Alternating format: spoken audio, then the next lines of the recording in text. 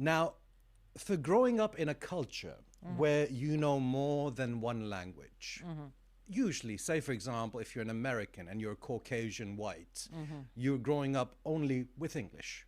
Perhaps, you know, you have some Mexican friends, you get a bit of Spanish, and you pick up some things here and there. Queso and jalapeno. Oh my God. Just a little bit of that. Yeah. Yeah. And all you could find was food. Again.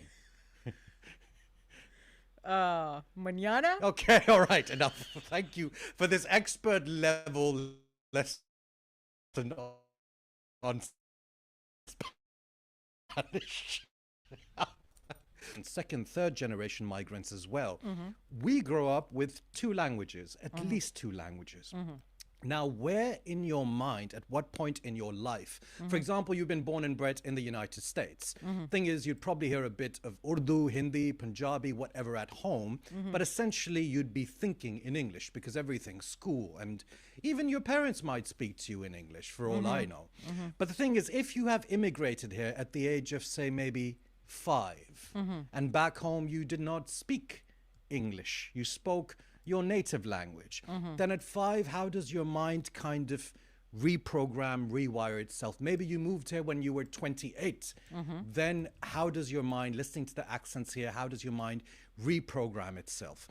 I saw a very interesting interview, Leena, with Javier Bardem, who is a Hollywood actor. Okay. And he was talking about that how he learned English. So in the transcript it said, I learned English. So essentially, he's Spanish, and he has a very strong Spanish accent in his English as well, which is super hot as well. And he said that I learned English by listening to music, by listening to AC/DC. And of course, I learned how to curse in English. I learned 1 or 2 bad words. I still love lyrics from songs. I guess now it's easier to act in English than it was, let's say 15 years ago. But still, it's always demanding. It's always hard to let yourself go. This is what I want to get to. Because he learned English as an adult. So he says, it's always hard to let yourself go. I still have to work a lot in order to feel comfortable with the lines. When I work in Spanish, I can let myself go. At the same time, in a way, I'm less shy in English than in Spanish because I have less attachment to it.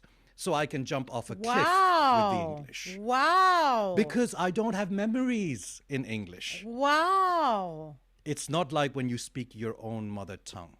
So he's saying because I don't have an attachment and I don't feel responsibility and I don't have memories or melancholy or any of those things in English. So he says I can just go for it, you know. But with Spanish, he has poetry, melancholy, art, culture, memories, you know.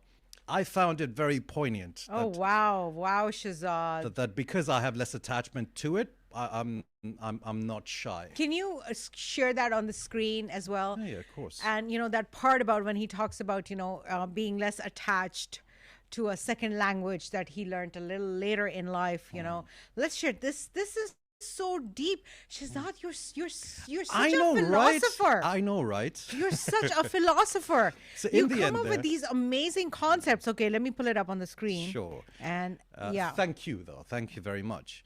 So he says, I'm less shy in English than in Spanish because I have less attachment to it. And we were talking about melancholy and we were talking about, you know, what memories mean to us and the fact that when you grow up with 2 languages or you learn a different language at a certain stage in your life, maybe you want to explore yourself. Maybe you can be less shy or less fearless in that language and try to express yourself in a different way, learn something different about yourself. So I found it very, very poignant what he said. Yeah. So he's in Pirates of the Caribbean. He's in The Sea Inside, which is a beautiful movie. Okay. He is in The Little Mermaid, the new action remake that's been done, the live action remake. So yeah, and a brilliant actor. That is amazing, Shehzad. Thank you so much for sharing that. You know what? This is actually, this in my head, this has opened up a whole new Pandora box. It's opened up a whole new Pandora box of when I speak Urdu, the effect it has and how I can use this language to convey emotions.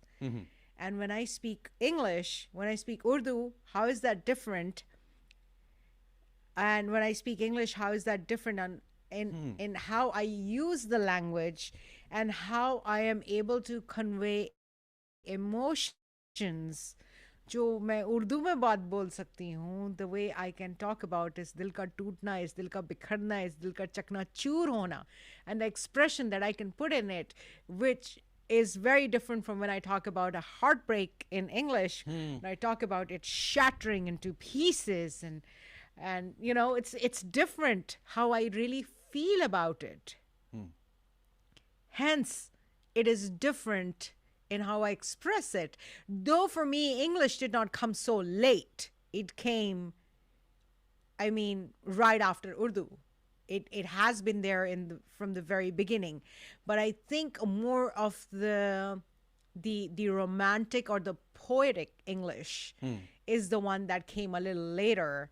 And it was more of a more functional English that came in the beginning. I see. Yeah. I see. So that's how different it is in my head and how I use these languages. Oh my goodness. you just Shehzad, amazing. You just introduced me to a new part of my brain. Wow. Very nice. Wow. Oh my God. And in fact, I am going to urge everyone who is watching this right now to actually hold on to these words. If you have missed it, go back and watch the show again and find out about, especially if you speak two languages. This is just amazing. Yeah, which having said that, did you grow up also like reading Keats and the romantic English poets or the English speaking poets as well?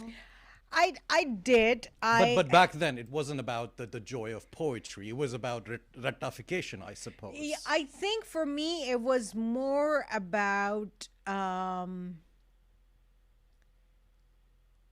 no, actually, because it was not part of the syllabus because it was romantic.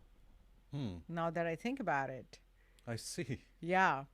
And but I was obviously introduced to it later, and maybe I am still a more fervent lover of Urdu poetry than English poetry, is because I did get introduced to the Urdu poetry, the Sufi Urdu poetry as well, and in the very beginning, in fact, more than just the sentiments being expressed by in poetry, I was fascinated by the word play. What a great segment we've had.